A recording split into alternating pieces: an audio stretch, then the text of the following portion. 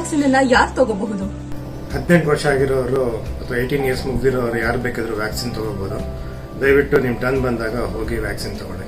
ಈ corona vaccine ನ ಯಾರು ಹಾಕಿಸ್ಕೋಬಾರ್ದು? ಇದಕ್ಕೆ ಮುಂಚೆ ನೀವು ಯಾವಾಗಾದ್ರೂ ವ್ಯಾಕ್ಸಿನ್ ಹಾಕಿಸ್ಕೊಂಡಿದ್ದಾಗ ಸೀರಿಯಸ್ ಅಲರ್ಜಿ ಅನುಭವಿಸಿದ್ದೀರಾ ಅಂದ್ರೆ ಮಾತ್ರ ವ್ಯಾಕ್ಸಿನ್ ಹಾಕಿಸ್ಕೋಬಾರ್ದು. ವ್ಯಾಕ್ಸಿನ್ ಎಲ್ಲಿ ಸಿಗುತ್ತೆ? ಕೋವಿಡ್ ವ್ಯಾಕ್ಸಿನ್ ನಮ್ಮ ಸರ್ಕಾರಿ ಆಸ್ಪತ್ರೆಗಳಲ್ಲಿ, ಪ್ರಾಥಮಿಕ ಆರೋಗ್ಯ ಕೇಂದ್ರಗಳಲ್ಲಿ, ಮೆಡಿಕಲ್ ಕಾಲೇಜ್ ಆಸ್ಪತ್ರೆಗಳಲ್ಲಿ ಹಾಗೂ ಖಾಸಗಿ ಆಸ್ಪತ್ರೆಗಳಲ್ಲಿ ಕೋವಿಡ್ ವ್ಯಾಕ್ಸಿನ್ ಪಡೆಯಬಹುದು.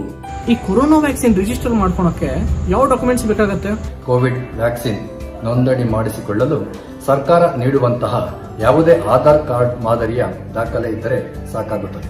ಕೋವಿಡ್ ವ್ಯಾಕ್ಸಿನ್ ತಗೊಳ್ಳೋದಕ್ಕೆ ರಿಜಿಸ್ಟರ್ ಮಾಡಿಸೋದು ಹೇಗೆ? ಕೋವಿಡ್ ವ್ಯಾಕ್ಸಿನ್ ಪಡೆದುಕೊಳ್ಳಲು ಆರೋಗ್ಯ ಸೇತು ಮೊಬೈಲ್ ಆಪ್, ಕೋವಿನ್ ಜಾಲತಾಣ ಮೂಲಕ ನೋಂದಣಿ ಮಾಡಿಕೊಳ್ಳಬಹುದು.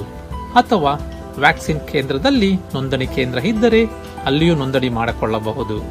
ವ್ಯಾಕ್ಸಿನ್ ಕೇಂದ್ರದಲ್ಲಿ ನೋಂದಣಿ ವಿಭಾಗ ಇದೆಯೇ ಎನ್ನುವುದನ್ನು ಮೊದಲು ಖಚಿತಪಡಿಸಿಕೊಳ್ಳಿ. ಈ ಕೋವ್ಯಾಕ್ಸಿನ್ ಮತ್ತೆ ಕೋವಿಡ್ ಶೀಲ್ಡ್ ಎರಡರಲ್ಲಿ ಯಾವ್ದು ಬೆಸ್ಟ್? ಕೋವಿಶೀಲ್ಡ್ ಹಾಗೂ ಕೋವ್ಯಾಕ್ಸಿನ್ ಈ ಎರಡೂ ವ್ಯಾಕ್ಸಿನ್ಗಳು ಉತ್ತಮವಾಗಿವೆ. ಇದರ ಪ್ರಭಾವ ಹಾಗೂ ಅಡ್ಡ ಪರಿಣಾಮಗಳು ಅಂದರೆ ಎಫೆಕ್ಟ್ ಹಾಗೂ ಸೈಡ್ ಎಫೆಕ್ಟ್ಸ್ ಒಂದೇ ಆಗಿರುತ್ತದೆ. ಮತ್ತೆ ಈ 2ನೇ ಡೋಸ್ ಹಾಕಿಸ್ಕೋಬೇಕಾದ್ರೆ ಮೊದಲನೇ ಡೋಸ್ ಯಾವ ವ್ಯಾಕ್ಸಿನ್ ಹಾಕಿಸ್ಕೊಂಡಿರ್ತೀವೋ ಅದನ್ನೇ ಹಾಕಿಸ್ಕೋಬೇಕಾ? ನೀವು ಯಾವ ಸಂಸ್ಥೆಯ ಲಸಿಕೆ ಅಥವಾ ವ್ಯಾಕ್ಸಿನ್ ಅನ್ನು ಪಡೆದಿರುತ್ತೀರೋ, ಅಂದರೆ ಈಗ ಕೋವಿಶೀಲ್ಡ್ ಪಡೆದಿದ್ದರೆ ಕೋವಿಶೀಲ್ಡ್ ನಿಮ್ಮ 2ನೇ ಡೋಸ್ ಆಗಿರುತ್ತದೆ. ಕೋವ್ಯಾಕ್ಸಿನ್ ಪಡೆದಿದ್ದರೆ ನಿಮ್ಮ ಕೋವ್ಯಾಕ್ಸಿನ್ ನಿಮ್ಮ 2ನೇ ಡೋಸ್ ಆಗಿರುತ್ತದೆ. ನನಗೆ ವ್ಯಾಕ್ಸಿನ್ ನ ಸೈಡ್ ಎಫೆಕ್ಟ್ಸ್ ಬಗ್ಗೆ ಭಯ ಇದೆ. ಕೋವಿಡ್ ವ್ಯಾಕ್ಸಿನ್ ತಗೊಳ್ಳೋದು ಸೇಫಾ? ಅಷ್ಟಕ್ಕೂ ಇದರ ಸೈಡ್ ಎಫೆಕ್ಟ್ಸ್ ಏನು? ವ್ಯಾಕ್ಸಿನ್ ನಾರ್ಮಲ್ ಆಗ್ತಕ್ಕಂಥ ಸೈಡ್ ಎಫೆಕ್ಟ್ಸ್ ಅಂತಂದ್ರೆ ವ್ಯಾಕ್ಸಿನ್ ಕೊಟ್ಟಿರೋ ಜಾಗದಲ್ಲಿ ನೋವಾಗ್ಬೋದು, ಮೈಕೈ ನೋವಾಗ್ಬೋದು, ಸ್ವಲ್ಪ ತಲೆನೋವು ಬರ್ಬೋದು, ಕೆಲವರಿಗೆ ವಾಂತಿ ಬಂದಂಗೆ ಆಗ್ಬೋದು. ಅದು ಬಿಟ್ರೆ ಸೀರಿಯಸ್ ಸೈಡ್ ಎಫೆಕ್ಟ್ಸ್ ಅಂತ ಆಗೋದು ತುಂಬಾ ರೇರ್. ಅಂದ್ರೆ 1000ದಲ್ಲಿ ಯಾರಾದ್ರೂ ಇಬ್ಬರಿಗೋ ಅಥವಾ 500 ಜನದಲ್ಲಿ ಒಬ್ಬರಿಗೆ ಯಾರಿಗಾದ್ರೂ ಒಂದು ಸೈಡ್ ಎಫೆಕ್ಟ್ಸ್ ಆಗೋ ಚಾನ್ಸಸ್ ಇರುತ್ತೆ. ಫಸ್ಟ್ ಡೋಸ್ ವ್ಯಾಕ್ಸಿನ್ ತಗೊಂಡ್ಮೇಲೆ ಸೆಕೆಂಡ್ ಡೋಸ್ ಯಾವಾಗ ತಗೋಬೇಕು? ಕೋವ್ಯಾಕ್ಸಿನ್ದು 2 ಡೋಸ್ ಮಧ್ಯ 4ರಿಂದ 6 ವಾರ ಅಂತರ ಇರಬೇಕು. ಮತ್ತೆ ಕೋವಿಶೀಲ್ಡ್ 2 ಡೋಸ್ ಮಧ್ಯ 12ರಿಂದ 16 ವಾರ ಅಂತರ ಇರಬೇಕು. ವ್ಯಾಕ್ಸಿನೇಷನ್ ತಗೊಂಡಿದ್ದಕ್ಕೆ ಅವ್ರಿಗೆ RT-PCR ಪರೀಕ್ಷೆ ಪಾಸಿಟಿವ್ ಬರುತ್ತಾ? ಕೆಲವೊಂದು ವ್ಯಾಕ್ಸಿನ್ ನಲ್ಲಿ ಸತ್ತ ವೈರಸ್ ಇದೆ, ಇಲ್ಲ ಅಂದ್ರೆ ವೈರಸ್ ನ ಚಿಕ್ಕ ಭಾಗ ಇದೆ. ಇದರಿಂದ RT-PCR ಟೆಸ್ಟ್ ಪಾಸಿಟಿವ್ ಬರಲ್ಲ. ವ್ಯಾಕ್ಸಿನೇಷನ್ 2 ಡೋಸ್ ತೆಗೆದುಕೊಂಡ ಮೇಲೂ ಕೂಡ ಕೊರೋನಾ ಸೋಂಕು ಬರುತ್ತಾ? ಕೊರೋನಾ ವ್ಯಾಕ್ಸಿನ್ ಸಾಮಾನ್ಯವಾಗಿ 75ರಿಂದ 95% ಪರಿಣಾಮಕಾರಿಯಾಗಿರುತ್ತದೆ. ವ್ಯಾಕ್ಸಿನ್ ಪಡೆದ ನಂತರ ಕೊರೋನಾ ಸೋಂಕು ತಗುಲುವ ಸಾಧ್ಯತೆಗಳು ಬಹಳ ಕಡಿಮೆ. ಒಮ್ಮೆ ಕೊರೋನಾ ಸೋಂಕು ತಗುಲಿದರೂ ಅದರ ತೀವ್ರತೆಯು ಅತ್ಯಲ್ಪವಾಗಿರುತ್ತದೆ ಮತ್ತು ಇದರಿಂದ ಉಂಟಾಗುವಂತಹ ಯಾವುದೇ ರೀತಿಯ ಸಿಂಪ್ಟಮ್ಸ್ ಅನ್ನು ಮನೆಯಲ್ಲೇ ಔಷಧಗಳನ್ನು ಕೊಟ್ಟು ಗುಣಪಡಿಸಬಹುದು. ವ್ಯಾಕ್ಸಿನ್ ಪಡೆದ ನಂತರವೂ ತೀವ್ರತರದ ಕೊರೋನಾ ಸೋಂಕಾಗಲಿ ಅಥವಾ ಆಸ್ಪತ್ರೆಗೆ ದಾಖಲಾಗಬೇಕಾದಂತಹ ಪರಿಸ್ಥಿತಿ ಆಗಲಿ ಉಂಟಾಗುವ ಸಾಧ್ಯತೆಗಳು ಬಹಳ ಕಡಿಮೆ ಆಗಿರುತ್ತದೆ. ವ್ಯಾಕ್ಸಿನೇಷನ್ ಹಾಕಿಸ್ಕೊಳ್ಳೋಕ್ಕಿಂತ ಮುಂಚೆ, ಇದಕ್ಕೂ ಮುಂಚೆ ನಾವು ತಗೋತಿದ್ದಂತ BP, ಶುಗರ್ ಮತ್ತೆ ಹಾರ್ಟ್ ಗೆ ಸಂಬಂಧಪಟ್ಟಂತ ಕಾಯಿಲೆಗಳಿಗೆ ನಾವೇನ್ ಟ್ಯಾಬ್ಲೆಟ್ಸ್ ನ ಮತ್ತೆ ಔಷಧಿಗಳನ್ನ ತಗೊಂತಾ ಇದ್ವಿ ಅದನ್ನ ನಿಲ್ಲಿಸಬೇಕಾ? ವ್ಯಾಕ್ಸಿನ್ ತಗೊಳ್ಳೋದಕ್ಕಿಂತ ಮುಂಚೆ ನೀವು ನಿತ್ಯ ಬಳಸುವಂತ ಮಾತ್ರೆಗಳನ್ನು ಯಾವುದನ್ನು ನಿಲ್ಲಿಸೋದು ಬೇಕಾಗಿಲ್ಲ. BP ಕಾಯಿಲೆ ಇರ್ಬೋದು, ಶುಗರ್ಗಿರ್ಬೋದು, ಯಾವುದನ್ನು ನಿಲ್ಲಿಸೋದು ಬೇಕಾಗಿಲ್ಲ. ರಕ್ತ ಪರಿಚಲನೆಗೆ ಈಸಿ ಆಗುವಂತ ಮಾತ್ರ ಬ್ಲಡ್ ಥಿನ್ನರ್ಸ್ ಅಂತ ಏನ್ ಹೇಳ್ತೀವಿ, ರಿವರಾಕ್ಸಬಾನ್, ಎಡಾಕ್ಸಬಾನ್, ಅದನ್ನ 48 ಗಂಟೆ ಕಾಲ ಅಥವಾ 2 ದಿವಸಕ್ಕೆ ನಿಲ್ಲಿಸಬೇಕು. ನಿಲ್ಲಿಸೋದ್ರಿಂದ ವ್ಯಾಕ್ಸಿನ್ ತಗೊಳ್ಳೋ ಸ್ಥಳದಲ್ಲಿ ನಿಮಗೆ ಮೂಗೇಟು ಬರಲ್ಲ. ವ್ಯಾಕ್ಸಿನ್ ತಗೊಂಡ ನಂತರ ಸ್ವಲ್ಪ ಒತ್ತಡ ಕೊಟ್ರೆ ಅದು ಕಡಿಮೆ ಆಗುತ್ತೆ. ನನಗೆ ಕೊರೋನಾ ಇನ್ಫೆಕ್ಷನ್ ಆಗಿದೆ, ನಾನು ಕೋವಿಡ್ ವ್ಯಾಕ್ಸಿನ್ ತಗೊಳ್ಬೋದಾ? ನೀವು ಗುಣಮುಖರಾದ ಕನಿಷ್ಠ 4 ವಾರಗಳ ನಂತರ ಲಸಿಕೆಯನ್ನು ಪಡೆದುಕೊಳ್ಳಬಹುದು.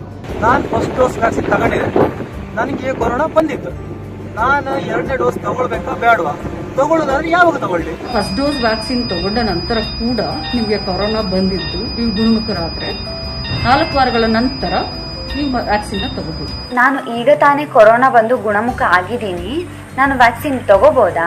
ಒಂದ್ಸಲ ಕೊರೋನಾ ಬಂದಿದೆ, ನನಗೆ ಮತ್ತೆ ಕೊರೋನಾ ಬರಲ್ಲ ಅಂತ ಇಲ್ಲ, ಮತ್ತೆ ಬರೋ ಚಾನ್ಸಸ್ ಇರುತ್ತೆ. ಅದಕ್ಕೋಸ್ಕರ ಕಡ್ಡಾಯವಾಗಿ ವ್ಯಾಕ್ಸಿನ್ ತಗೋಬೇಕಾಗುತ್ತೆ.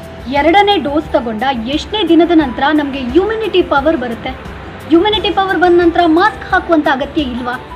ವ್ಯಾಕ್ಸಿನಿನ 2ನೇ ಡೋಸ್ ಪಡೆದ 2 ವಾರಗಳಿಗೆ ನಮಗೆ ಸರಿಯಾದ ಇಮ್ಯುನಿಟಿ ಬಂದಿರುತ್ತದೆ. ಅದಾದ ನಂತರವೂ ಕೆಲವರಿಗೆ ಕೊರೋನಾ ಬರುವ ಸಾಧ್ಯತೆಗಳಿರುತ್ತದೆ. ಆದ್ದರಿಂದ ಮಾಸ್ಕ್ ಧರಿಸುವುದು, ಕೈ ತೊಳೆಯುವುದು ಹಾಗೂ ಸೋಷಿಯಲ್ ಡಿಸ್ಟೆನ್ಸ್ ಮೇಂಟೈನ್ ಮಾಡುವ ಎಲ್ಲ ವಿಧಾನಗಳನ್ನು ತಪ್ಪದೇ ಪಾಲಿಸಬೇಕಾಗುತ್ತದೆ. 2 ಡೋಸ್ ವ್ಯಾಕ್ಸಿನೇಷನ್ ತಗೊಂಡ್ಮೇಲೆ ಲೈಫ್ ಟೈಮ್ ಪ್ರೊಟೆಕ್ಷನ್ಗೋಸ್ಕರ ಮತ್ತೆ ವ್ಯಾಕ್ಸಿನೇಷನ್ ತಗೋಬೇಕಾ?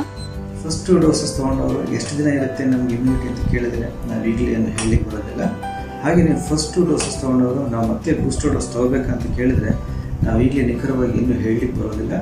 ಟ್ರಯಲ್ಸ್ ನಡೀತಾ ಇದೆ, ರಿಸಲ್ಟ್ಸ್ ಬಂದ ಮೇಲೆ ಅದನ್ನು ನಾವು ಹೇಳಲಿಕ್ಕೆ ಸಾಧ್ಯ. ಪ್ರೆಗ್ನೆಂಟ್ ಇರೋರು, ಬ್ರೆಸ್ಟ್ ಫೀಡಿಂಗ್ ವುಮನ್ ವ್ಯಾಕ್ಸಿನ್ ತಗೋಬೋದಾ? Pregnant women and breast feeding mothers ಅವ್ರಿಗೆ ವ್ಯಾಕ್ಸಿನೇಷನ್ ತಗೊಳ್ಳಾಗಿಲ್ಲ. ನನಗೆ ಪೆನ್ಸಿಲಿನ್ ಅಲರ್ಜಿ ಇದೆ, ವ್ಯಾಕ್ಸಿನ್ ತಗೋಬೋದಾ? ಡಾಕ್ಟರ್, ನನಗೆ ಪೆನ್ಸಿಲಿನ್ ಅಲರ್ಜಿ ಇದೆ, ಸ್ವಲ್ಪ ಫುಡ್ ಅಲರ್ಜಿ ಇದೆ, ನಾನು ವ್ಯಾಕ್ಸಿನ್ ತೊಗೋಬೋದಾ ಅಂತ ಕೇಳಿದ್ರೆ ಖಂಡಿತವಾಗ್ಲೂ ನೀವು ವ್ಯಾಕ್ಸಿನ್ ತೊಗೋಬೋದು. ಆದರೆ ನೀವು ಮಾಡಬೇಕಾಗಿರೋದು ಇಷ್ಟೇ, ನೀವು ವ್ಯಾಕ್ಸಿನ್ ತೊಗೊಳಕ್ಕೆ ಹೋದಾಗ ಅಲ್ಲಿ ಡಾಕ್ಟ್ರಿಗೆ ಹೇಳಬೇಕು ನಮಗೆ ಈ ಥರ ಪೆನ್ಸಿಲಿನ್ ಅಲರ್ಜಿ ಇದೆ, ಫುಡ್ ಅಲರ್ಜಿ ಇದೆ ಅಂತ ಹೇಳಿ ಅದನ್ನು ಬರೆಸ್ಬೇಕು, ರಿಜಿಸ್ಟರ್ ಮಾಡಿಸ್ಬೇಕು. So that when they give vaccine to you they will observe for a longer duration to see if you have any reactions for the given vaccine. ಕೆಲ ದಿನಗಳ ಹಿಂದಷ್ಟೇ ನಾನು ಬೇರೆ ವ್ಯಾಕ್ಸಿನ್ ಅನ್ನು ತಗೊಂಡಿದ್ದೀನಿ. ಸೊ ಈಗ ಕೊರೋನಾ ವ್ಯಾಕ್ಸಿನ್ ಅನ್ನು ನಾನು ತಗೊಳ್ಬಹುದಾ? 45 ಆಗಿರೋರು ಬೇರೆ ವ್ಯಾಕ್ಸಿನ್ಸು ತಗೊಳ್ಳೋ ಅವಶ್ಯಕತೆ ಇಲ್ಲ. ಯಾಕೆಂದರೆ ಈ ವ್ಯಾಕ್ಸಿನ್ಸ್ ಎಲ್ಲ ಚಿಕ್ಕ ಮಕ್ಕಳಿಗೆ, ಬೇರೆ ವ್ಯಾಕ್ಸಿನ್ಸ್ ಎಲ್ಲ ಚಿಕ್ಕ ಮಕ್ಕಳಿಗೆ ಕೊಡೋದು. ಈ ವಯಸ್ಸಿನಲ್ಲಿ ಯಾವ್ದು ಬೇರೆ ವ್ಯಾಕ್ಸಿನ್ಸ್ ಬರಕೂಡ್ದು. ಬಟ್ ಆಗಿದ್ರೂ ನೀವು ಬೇರೆ ಯಾವ್ದಾದ್ರು ವ್ಯಾಕ್ಸಿನ್ ತಗೊಂಡಿದ್ರೆ ಅದು ಬಿಟ್ಟು 4 ವಾರದ ನಂತರ ಕೋವಿಡ್ ವ್ಯಾಕ್ಸಿನ್ ತಗೊಳ್ಳಿ.